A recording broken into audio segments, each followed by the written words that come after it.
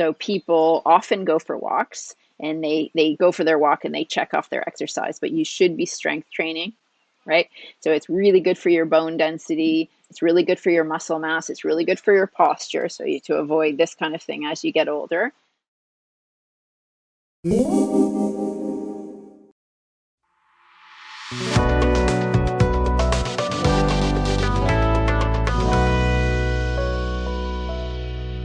Hello, I am Celia Sanka, Executive Director of the DiversityCanada Foundation, the organization that brings you GoldenVoices.com, the website where seniors gather to focus on issues of importance to seniors. At GoldenVoices.com, you'll find the Golden Years Fireside Chat series, where we look at issues that are under the theme Living Longer and Living Well. Today, we are quite privileged to have as our guest Erin Billowits. Erin, did I get your name pronounced correctly? Close, Billowits. Billowits. Yes. Okay, thank you so much.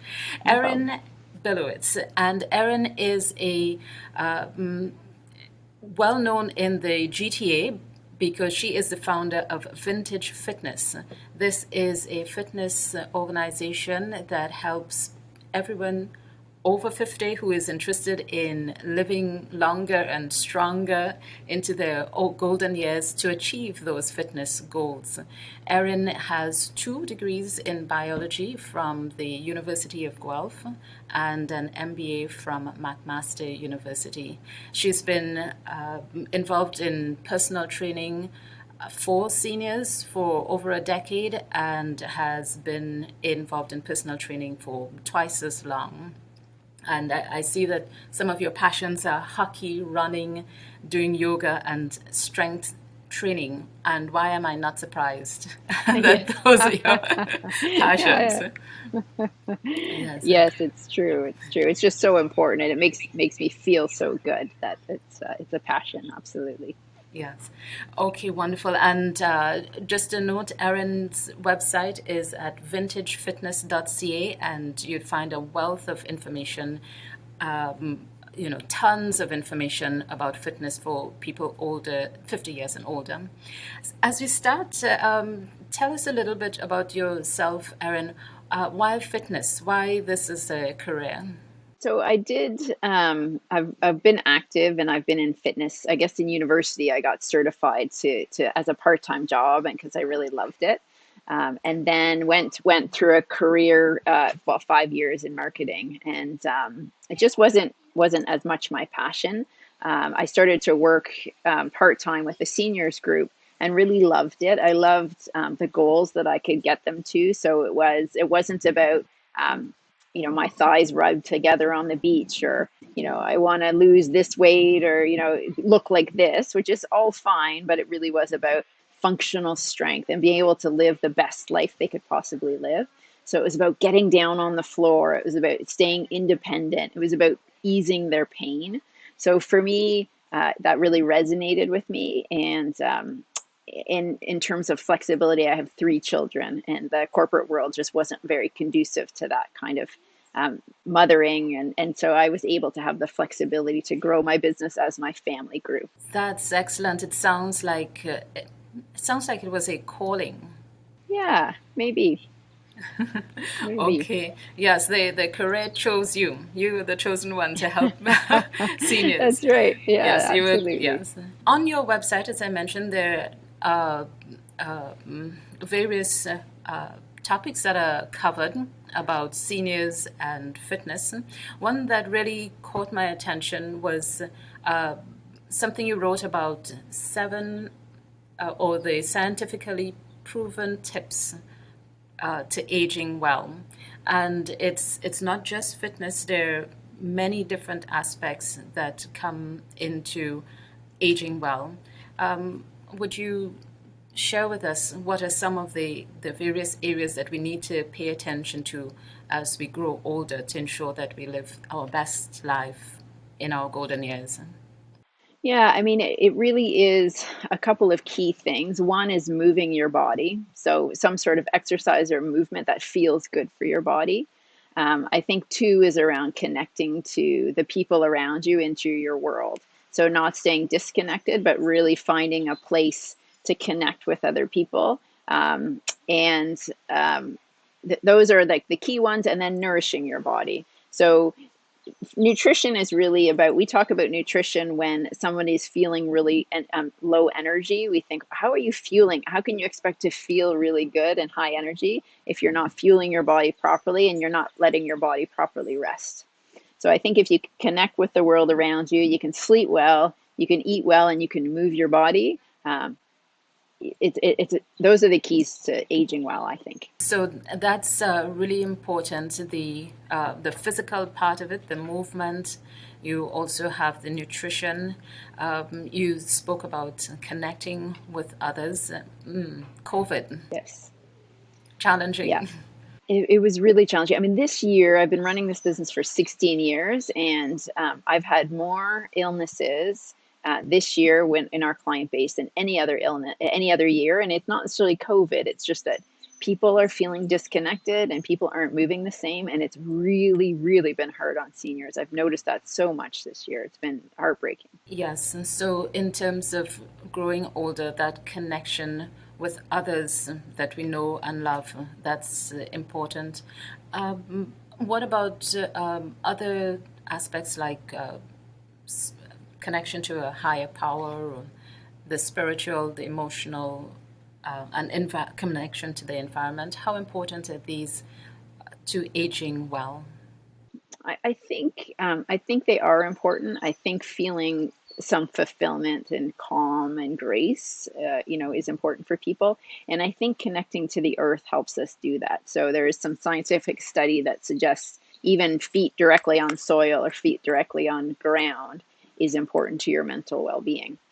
So I think both of those things are very important. You have been in the field of physical training. There are different types of exercises that we can do as we grow older, and are there perhaps types of exercises that we need to avoid completely as we grow older? High impact stuff that's really, really high impact on your joints, I would avoid. So I would avoid doing a full jumping jack. I would avoid doing a jumping lunge.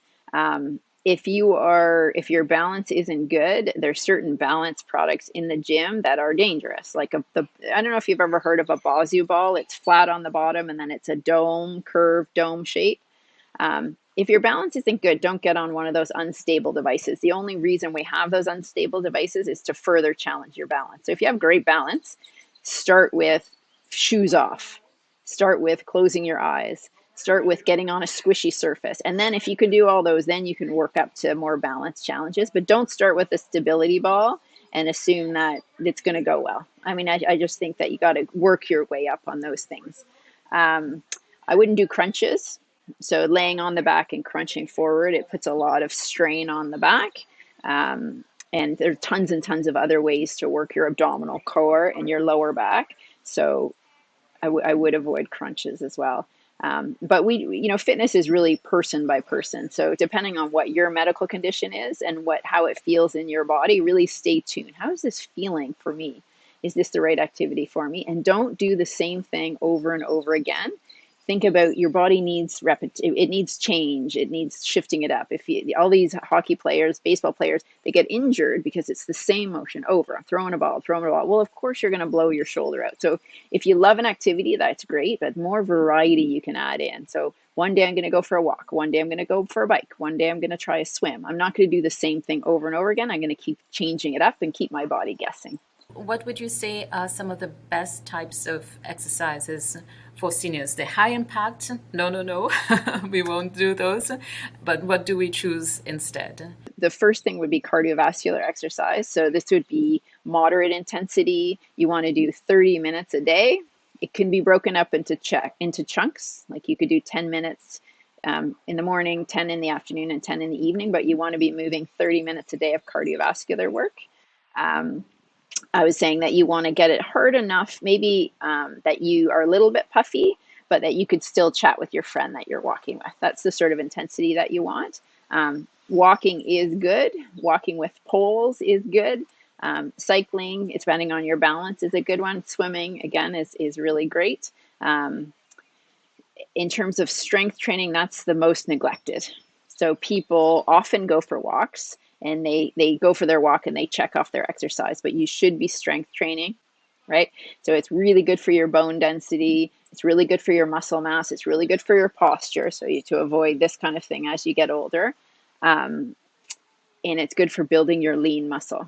So you want to strength train twice a week, and that could be anything from using your own body weight, sitting in a chair, getting up out of a chair, going up against the wall and pushing. There are quite a few different programs on my website people could do, or you could use some small hand weights or resistance bands. But you definitely want to figure out, how am I going to get resistance training in?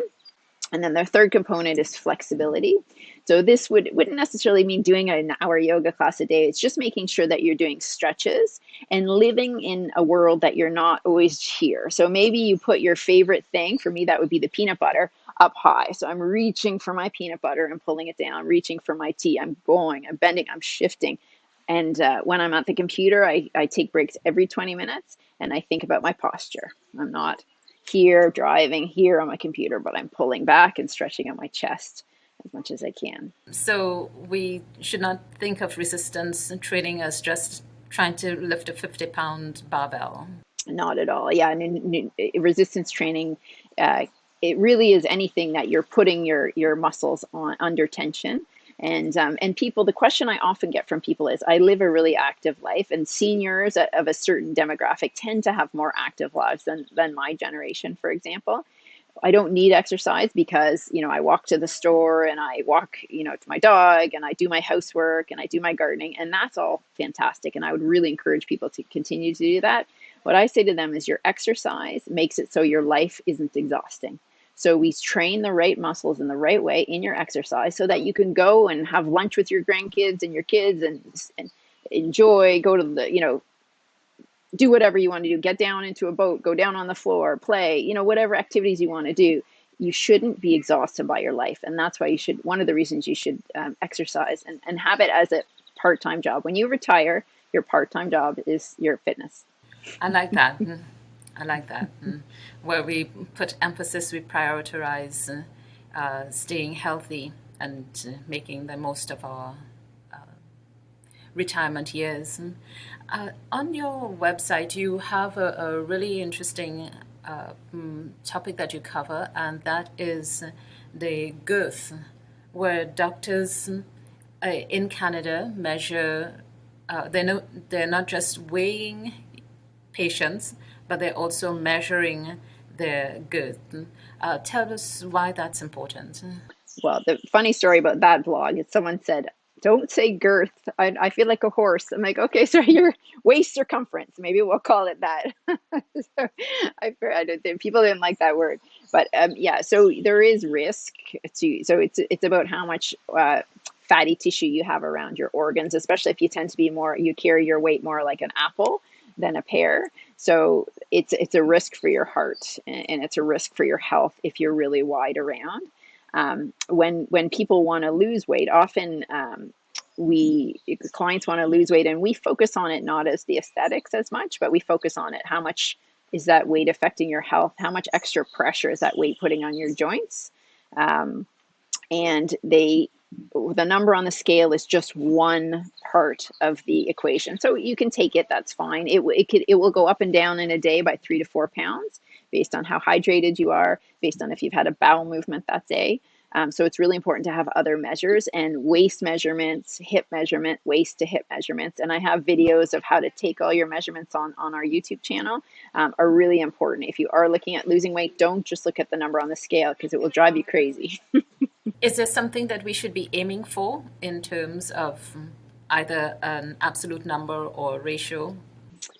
Not really. Not there is a couple of metrics, but the best bet is, if you go to Diabetes Canada, they have actually a special measuring tape, and it has different risk zones. So yeah, I don't know the number off the top of my head, but essentially my point, I guess, is I just want you to track it and notice, in that and weight, you want to make sure that you're following and progressing along. The exercises that you do should change as you age. And you also say that your diet needs to change as you age. Um, how should we be changing up our diet as we hit 50 and over? So how you process protein changes. You're not as efficient as you processing it, and some of the digestive enzymes in your stomach change a little bit as you age, and things like absorption of vitamin D, for example, is not quite as efficient. So you want to, which is a bit of an error that a lot of seniors make, get enough protein in your diet, and get enough protein all the way through your day. You want to make sure that you're getting the recommended levels of vitamin D for seniors is higher than it is for younger people because of this absorption. So you want to make sure you're supplementing your diet with a vitamin D supplement, a good quality vitamin D. I wouldn't say go to go to Walmart and get it. I would get it a proper vitamin D. Often the liquid droppers in a coconut oil tends to be fairly good quality, but I can send you a bit more specifics. So enough lean protein, enough vitamin D, and then another mistake people make is hydration. So often people don't drink enough because they don't want to be going to the toilet 3 times a night, and I get that. So you can front load your water intake to the beginning of the day so that there's less toilet breaks. And when people are like, well, I don't want to be getting up to go to the toilet during the day, I'm like, that's great because you have to get up.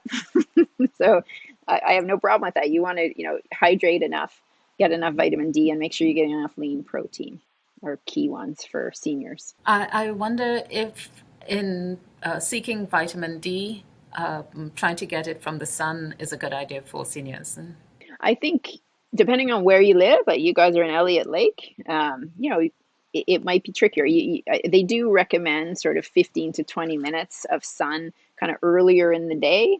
And at this time of year, you probably will get enough. In the winter, I think you probably will have to supplement your vitamin D. Erin, you also spoke about not just what we need to be eating, trying to get higher protein intake, but I see that you have indicated to seniors that the way that we eat can play a role in, how well we get the nutrients that we're seeking from the food. Tell me a bit more about this concept of mindfulness in eating, mindfulness at the table. Part of it is just noticing how certain foods feel in your body. So just being present and paying attention. So I've just eaten something and now I'm doing something else and not paying attention, and I've gotten a stomach ache, and I haven't made that connection with either maybe the stress that I'm feeling based on the activity I'm doing or what I've just eaten. So I think trying to be a bit present when you eat is important, because we overeat when we're not present. If we're sitting watching Netflix and eating a bag of chips, your mind's not there. Like your body doesn't need those calories.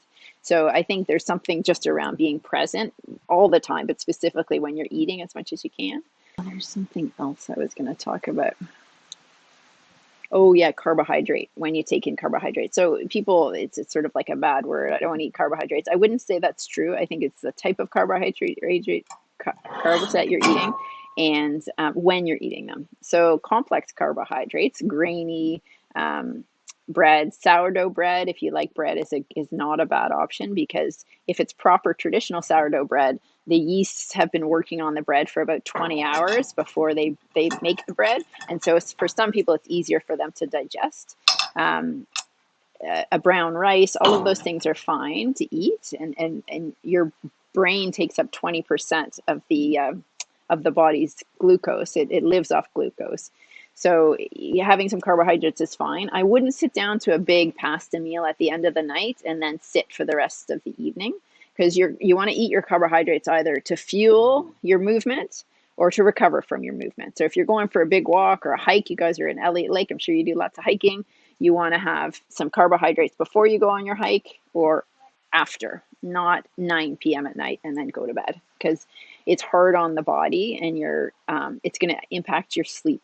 So if you eat a big carbohydrate meal like that, or a big meal in general, and then go right to sleep, your brain is going to be, your body's going to be focusing on digesting, and it's going to be harder for your body to get a proper rest. In terms of mindfulness, you also mention something about using chopsticks if you don't usually use them, and eating slowly. Well, there's a couple of components to that. I mean, one, I think that would help to bring presence, like we talked earlier. But I think there's something interesting about your brain health. So anytime you do something that is different, that your brain is having to really work through, it's good. So I tell people, even brush your teeth with your left hand sometimes if you're right-handed, or right hand if you're left-handed. Yeah, try the chopsticks. Try doing that, because then your brain's like, I don't know, what am I doing? I got to figure. And it's really kind of working hard. Take a different route to work, or go on a different hike. Go in the opposite direction. Do things that make your brain stand up and notice, because that's what's going to keep it active. I want to make sure, though, that I mention two other things. One is around balance training. So I don't know if we get to that, but really it's important as we age. You question that you asked earlier was about how the exercise changes when we age. And one thing is we should be incorporating balance training into our exercise regime. So that could be doing a tandem walk. So I call it the drunken walk in front of the cops, one foot in front of the other as you try to walk a straight line. You can do that beside a wall. That's a great balance exercise. Anything where you're kind of lifting a foot and holding for a sec, anything with 2 feet down and you close your eyes, stay safe. Obviously, you're going to have something right there to hold on to, but you need to balance train as you get older.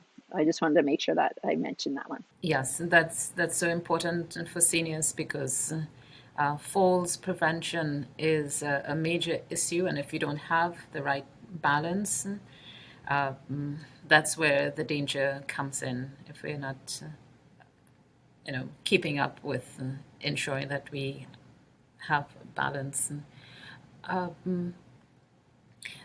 So interesting. You said that drinking, being properly hydrated, is great, and even if it gets you up to run to the washroom, that's good.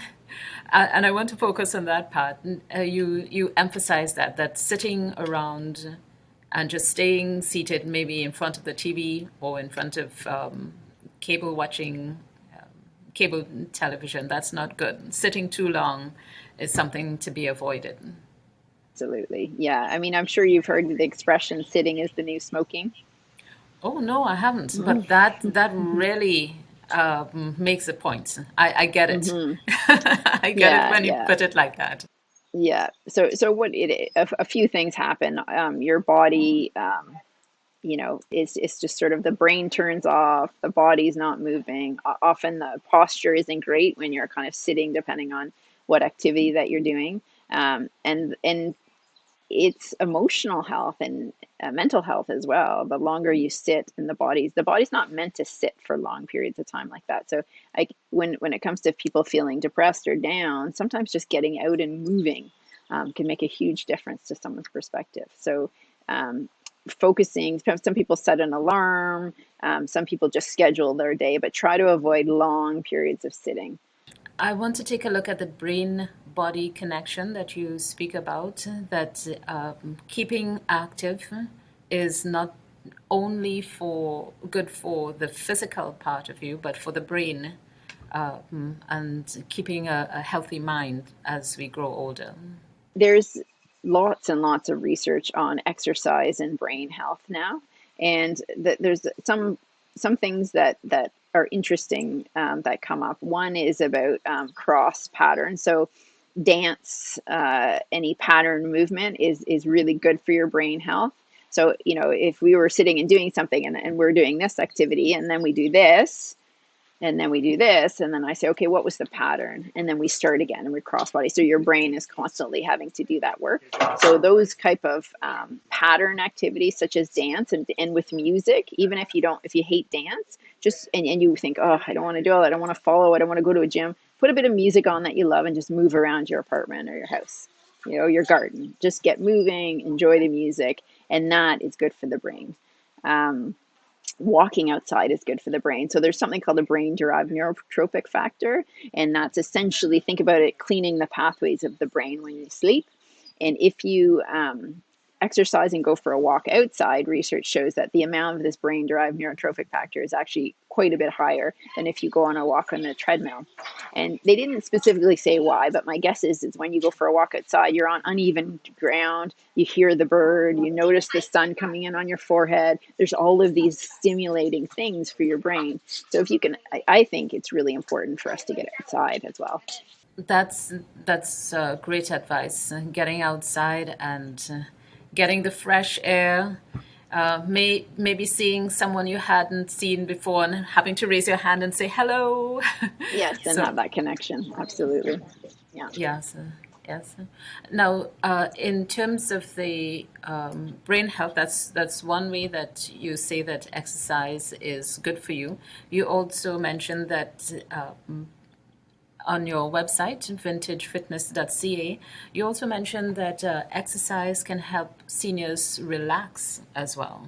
Yeah. I mean, I think anytime that you move the body, so there's a couple of things here. One, going for a walk, especially in the morning, getting that morning sun. They've proven that getting exercise and getting that morning sun is actually good for your sleep pattern in the evening. So you almost set yourself up for a good sleep when you first wake up in the morning.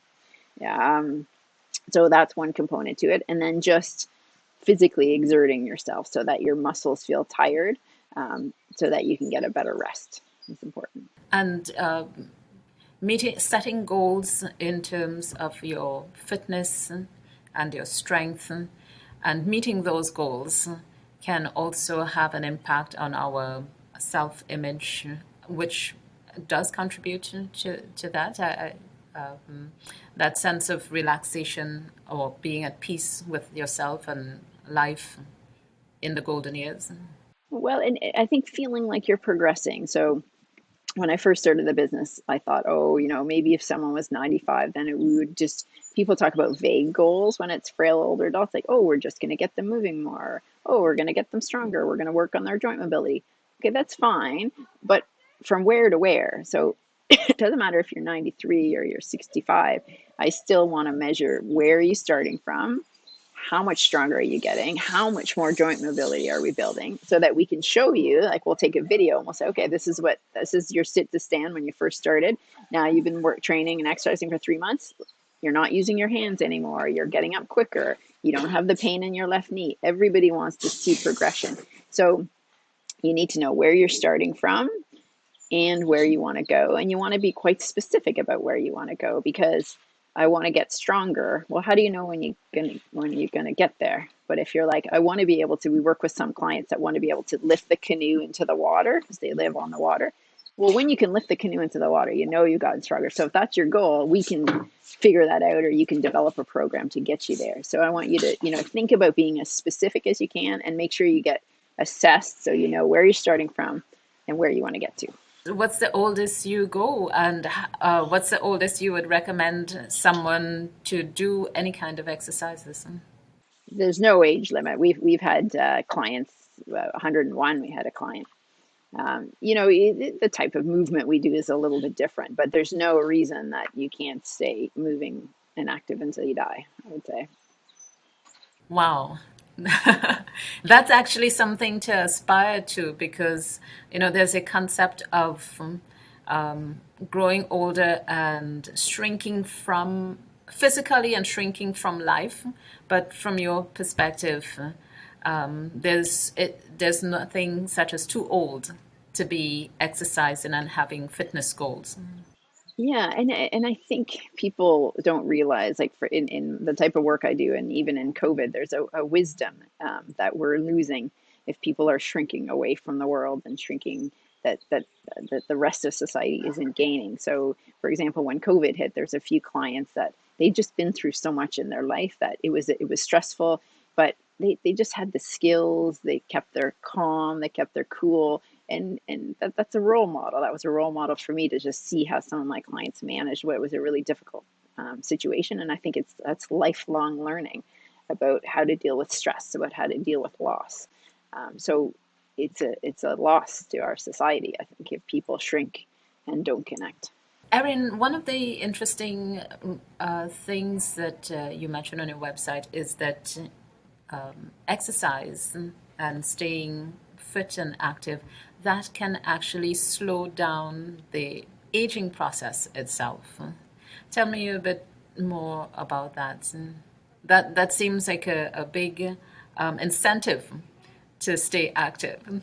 Absolutely. And it's sort of, it's obviously the number of years you've lived hasn't changed, but it's more your functional age. So what you're able to do. Um, our bodies will um, shift based on what resistance. So muscles, for example, if we put them under resistance, they'll grow and they'll change. And if we don't, then they'll get weaker.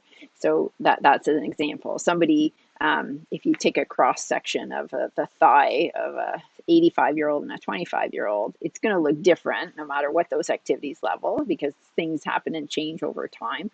But if you look at an active 85-year-old and an inactive 85-year-old, those cross sections of that thigh muscle are going to look really, really different. Um, so it's in some ways it is a bit of a fountain of youth in terms of how much energy you have and what you're able to do in your life. We're not going to age you backwards with exercise, unfortunately, but it will make a lot of difference as to what your life is like and how vibrant you can be. And now, has science developed a drug that can help in the whole process of building muscles, rebuilding muscles, or do we still have to rely on our physical activity for that? As far as I know, we still have to rely on our physical activity, and it's it it's hard work for sure, but the amount of benefits are enormous, and the side effects are really limited if you're doing it properly. Obviously, people can get injured if they go in, and I have clients that are like, "Well, I got injured." It's like, "Well, I wasn't training for a month, and I went back into the gym, and then I thought I'd try to lift as heavy as I could." I was like, "Well." Yeah, as long as you're smart about it, the risks are really quite low. In general, there's certain heart conditions and stuff that have to be carefully. You have to know what you're doing with weight and stuff, with especially heart conditions. But as long as you do your research and talk to your medical healthcare professionals, exercise should definitely be safe for 99% of the population. That's good news because everybody should be looking into this, looking to keep active. But interestingly, you mentioned something on your website, vintagefitness.ca, that there is one particular issue that holds seniors back from taking up exercise, and I hadn't thought about it. That is incontinence. How can seniors deal with that issue so that it does not prevent them from getting the benefits of an exercise program? There are strengthening exercises you can do for your pelvic floor to help with incontinence. So people would have heard of them, they just never really do them, I would say. So Kegels is an example where you're essentially pulling up. This would be for men as well as women. Pulling up the pelvic floor and holding. You can do elevator Kegels where you're kind of lifting the first floor, second floor, third floor, and then back down. So that's one way to help strengthen. Sometimes I like to tell people to think about a trigger in their day. So when you sit at a red light, that's when you do your Kegels, or when you do something that sort of just reminds you to do it.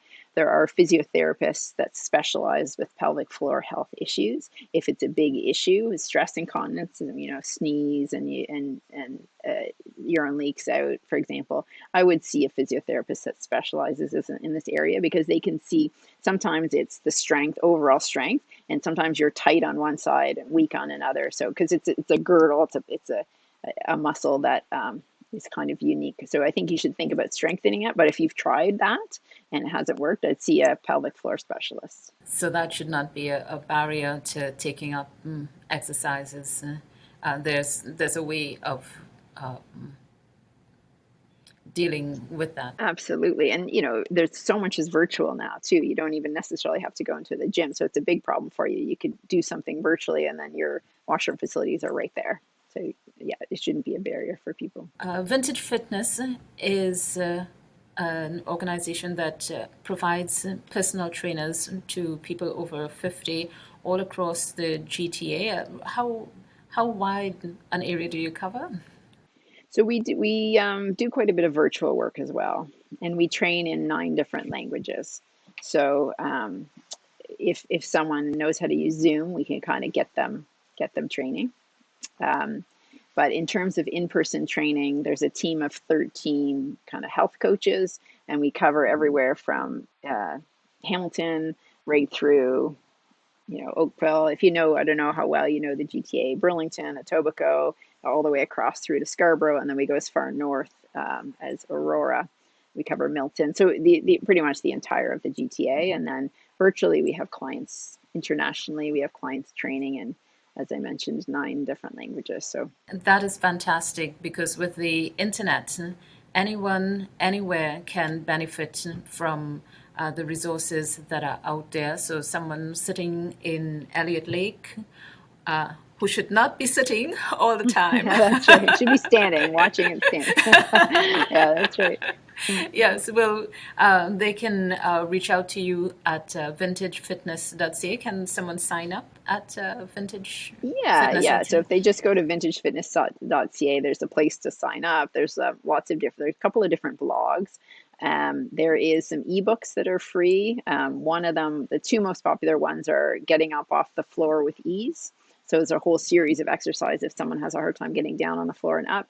And then Making Everyday Activities Easier is another ebook that is helpful. Lifting heavy pots off the stove, if we ever can go flying again, putting luggage in the overhead bin. So all of these, getting out of the tub, those kind of everyday things. So they can go and download those ebooks as well if that's interesting for them. That sounds wonderful. And seniors and I as well, when we hear the word free, we get very excited. So Right. that's great. So those are ebooks that are available at Erin's website, vintagefitness.ca. A final area that I wanted to look at. So seniors who want to get fit and healthy and strong, and they want to get the most out of their program.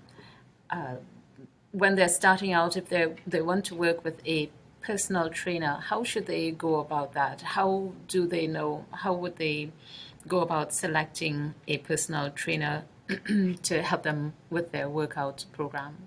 So I would make sure that the personal trainer is a older adult fitness specialist. So just asking about the qualifications. There's a couple of different governing bodies in Canada. There's one called Activity and Aging out of Western University. CanFit Pro has a course. So just some sort of specialization.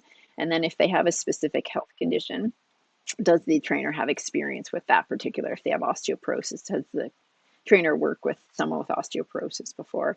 And then personality match is important. You're going to be spending a fair amount of time with this person. Do they motivate you? Do you get along with them? Do you trust them? All those are important questions to ask your trainer. So it's important to get a right fit for Yeah, someone who's going to help you with your fitness. absolutely. Yeah. Wonderful. So those are the areas that I wanted to cover. You've given us a wealth of information, knowledge and inspiration that seniors can use to improve their quality of life by improving the way they eat and move every day, and as well having a definite fitness goal and a means to get there by specific exercises. Are there any other topics or any issues that we haven't touched on that you feel it's important for seniors to think about when they consider exercise and activity to stay healthy in their golden years? The only other thing I think I'd say is that some people, when it's their adult children that are contacting us, the barrier that they have is often the parent, the older adult has, is they don't think they can do it. They don't feel confident in themselves. They've really lost confidence. And I think just addressing the fact that you can start really small. You can do 10 minutes marching in your house. Like, you can start from wherever you are. Just moving a little bit is going to have benefits over not moving at all. So even if you're feeling not confident, you're concerned you're going to get hurt, you don't feel like you have the energy, you don't have the motivation. Maybe motivation is something we haven't talked about. So people always say to me, well, I'm not motivated. And unfortunately, motivation doesn't tend to drop on our laps. You have to take action first, and then the motivation will come. So commitment to us is actually more important than motivation. So as you commit to something, we ask people for a commitment level. And then when your motivation ebbs and flows, if your commitment is strong, you'll continue to do it. So I guess just making sure that you believe in yourself, you believe that you can do this, and choose to commit as opposed to waiting for a motivation to land on your lap. Wise words. So you start with a commitment and the motivation will come along. Yeah, absolutely. That's great. Thank you so much. Thank you very much, Erin. You're welcome. It's great to meet you. Yes, same here. It was an absolute pleasure speaking with you. And I am reading through your column, your blog. I was motivated and good. inspired to ramp up the level of my fitness. Sitting before the computer too long, I realized that came to my mind. So you have inspired me to ramp up my fitness and my activity level to ensure that as I too go into the aging, getting older and advancing in years, can enjoy what we're sharing with seniors today, how to stay healthy and strong in our golden years. Thank you once again, Erin. We have been speaking with Erin Billowits. I got it right this time? Absolutely, you got it. Yeah. Thank you. Yes, and Erin is the founder of Vintage Fitness. VintageFitness.ca is the website where you can find her. And great news, she also and the team also do virtual personal training. So VintageFitness.ca is the place to go for all of your information and to maybe have a start with your own personal trainer to help you with your fitness goals in your golden years. I am Celia Sanka, Executive Director of the DiversityCanada Foundation, and I'm really happy that we've had the chance to speak with Erin today. I look forward to you joining us for other sessions in the future. Absolutely. We'll move in our next one. We'll do some exercise. Oh, that would be fantastic. Looking forward to that. So Okay. thank you once again, and see you next time on the Golden Years Fireside Chat. Thank you, Celia.